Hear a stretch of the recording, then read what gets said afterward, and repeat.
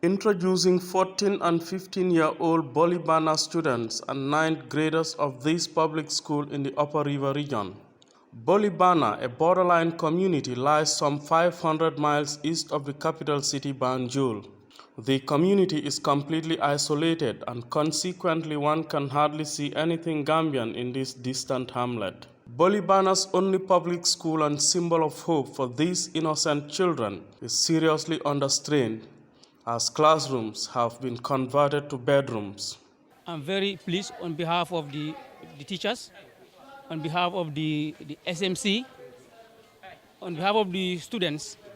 We are very happy of this kind gesture, which is timely. Looking at the locus of the school, having bicycle is very important because it will promote enrollment, retention and transfer rate. Also, it will encourage children come to school on time. Also, that also will pay dividend in attending quality.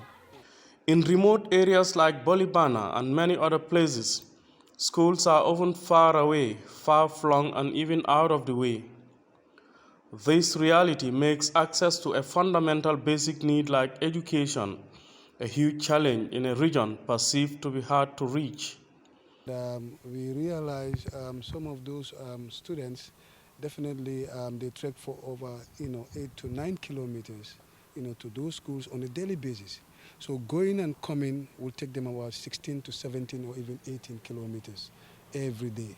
So realizing the need for them to get a support in order to at least facilitate their movement to schools definitely is a tremendous step in the right direction. Teaching in such a remote community perhaps requires extra commitment and may not be a job for everyone, as the conditions here can be challenging. In Bollybana, we even have an instance where a child is walking not only on foot, but literally barefooted, because this particular child even have a half shoe. If you look at the condition of the shoe, it tells you how much the child treks to go to school. The condition was so pathetic, and then that formed the basis for this particular initiative. However, for Alagie Sallah, it is a unique and rewarding experience, one that he may never get to experience walking in the inner city. As I am a teacher, I am expected to be posted anywhere. So I am ready to work, so anywhere I'm posted, I will do my job as expected, yes. In an era where access to transportation has become even better and easier, the opposite is exactly what Amadou Mariama and many other hardworking students in this part of the country face daily. I'm very happy. How will the bicycle help you? I help you from walking from Bogal to here. It is very difficult. How long is from Bogal to here? 2 kilometers. By policy, no child is supposed to walk a 3-kilometer distance to any school. So myself and the General Secretary, we thought it fitting and necessary that there need to be help, particularly these children that are obviously trekking to school for more than 7 kilometers. And it was as a result of that, through her partnership with her partners, she consulted them, and then they were able to provide us with these bicycles and some radio sets. The children embark on extreme journeys, walking between 5, 6, and even 8 kilometers daily to get to the nearest school and back home. This is going to help these kids to at least ease the burden on them, because as you can see, all of them are traveling a far distance to come to school. As a result, some of them sometimes they do not come to school because it is hectic. So I know this is going a long way in their education. We are so much grateful. We appreciate the gift. One institution that has committed itself to changing that narrative by supporting students with pedal bicycles is the Steve Synod Foundation UK in partnership with the Gambia Teachers Union. We were able to mobilize the necessary funds, bought the radios, the solar panels, and the bicycles.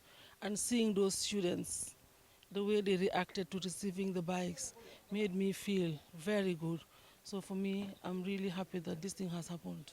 To ease the challenges of access and boost attendance, Education Ministry officials are continuously engaging partners like the Steve Synod Foundation for enhanced education service delivery. Acquiring learning resources in the form of pedal bicycles to provide access to schools is actually very appealing. You have seen students sadly walking contrary to what the policy requirement is, 6 kilometers and above, 8 kilometers for that matter, on a daily basis going to school. So having these things to support the learning process actually is really appealing. Njoren and Chargel in the Central River region are among some of the hard-to-reach communities. The terrain is rough and the heat at this time of the year unbearable. These children that are trekking from home to school and from school to home, honestly, they deserve every kind of support. If you look at the distance, it has even the distance they cover, directly and indirectly impact, on their performance in school. Most of them could not actually thrive very well, especially those that goes to school in the afternoon. They close very late, and they have to trek right in the bush before they can actually reach their homes. And when they reach home, they just have to take a quick shower, eat, and then sleep. They find little time. They find it very difficult because of fatigue in order to be able to sit down and study their books effectively. 15-year-old Lamin and Mariama Ba are among the many children who have to wake up early daily to attend school at Njoren Basic Cycle School. Today, they can boast of mobility aids that would save them travel time to school, thanks to the Steve Synod Foundation and the Gambia Teachers Union. This bicycle then helps us ease the transportation of long-distance travelers from their place to school. And what message do you have for the sponsors? I'm having a grateful time for them. I'm very thankful them for donating this bike to us, and they are helping us a lot. This is Chargel Basic Cycle School, another hard-to-reach community also in the Central River region. The sight of well-parked bicycles owned by students undoubtedly shows the need for pedal bikes in this far-flung community. The distance that students have to trek all the way from the villages, imagining from ranging from 9 kilometers, 8 kilometers, 7 kilometers on a daily basis. We, the teachers, are definitely the ones who are facing it on a daily basis, but we can't do anything about it. This can at least help the students to reduce the daily irregularities in the school. The need is greater than what we are able to provide, and as a result, we are challenged. So we want to seize this opportunity also to solicit further support, so that those other needy, underprivileged students also could be supported as well. Awanjai, a 9th grader of Julangel Basic Cycle School, recalls her nightmare of reconciling schoolwork and attendance in the absence of a pedal bike to ferry her to school.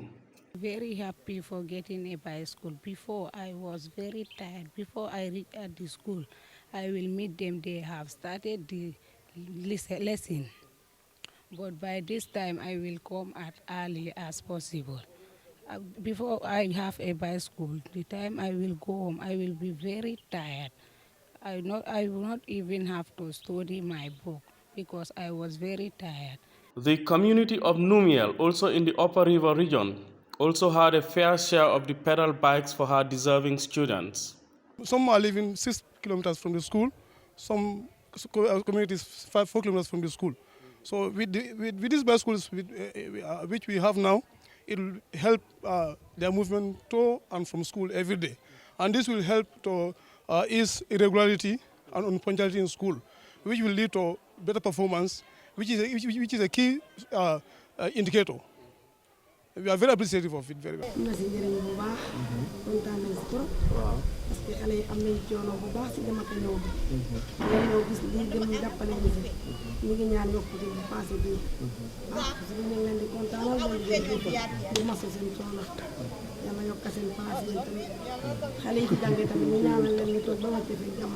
Kontaan tabake, kontaan me dandula tala.